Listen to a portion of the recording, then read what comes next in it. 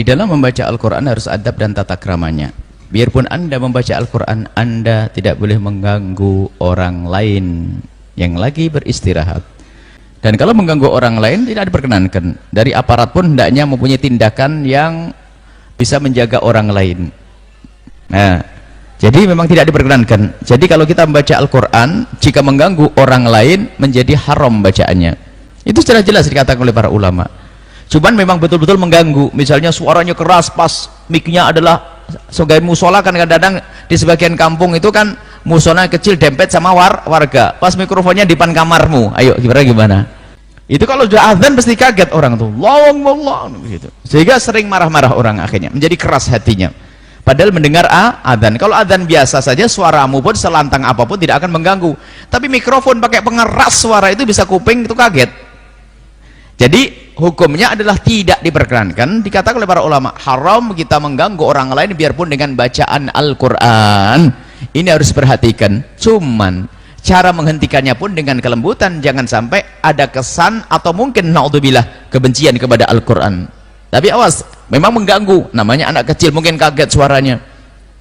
Kalau orang dewasa mungkin bisa mendengar Al-Quran senang. Tapi sebagian orang yang tidak mengerti Al-Quran, anak kecil dan sebagainya, mungkin kaget, keganggu, tidak bisa tidur dan sebagainya.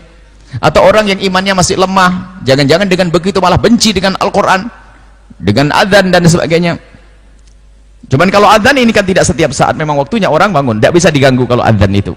Adzan harus suarakan lantang agar orang terbangun dari tidurnya untuk bisa melakukan sholat. Tapi kalau baca Al-Quran sampai semalam suntuk ini adalah bermasalah, tidak diperkenankan kalau memang mengganggu orang lain. Dan dari pihak asatid pun hendaknya menyelesaikan dengan cara baik-baik. Jangan sampai yang ngaji tersinggung, menyinggung perasaan orang kan tidak boleh. Mungkin dia tidak duduk bareng, Ustadz kira-kira gimana, apakah mikrofonnya kalau malam hari dikecilkan sedikit, yang penting ada tanda kehidupan di masjid gitu saja, tanpa harus suaranya lantang masuk rumahnya orang-orang, nanti kupingnya sakit mereka, karena tidak semua orang siap dengan mendengar itu semuanya. Dan kadang ada orang yang peka sekali, tidak bisa dengar bising. Jangan bertanya, mungkin ini karena Al-Quran. Biarpun Al-Quran, kalau orang lagi tidak enak hati, apapun yang diperdengarkan juga menjadi tidak nyaman. Makanya jangan mengukur orang lain dengan badan, jangan mengukur bajunya orang dengan badanmu sendiri. Jadi Anda tidak terganggu, tapi mungkin orang lain terganggu. Tapi standarnya harus jelas.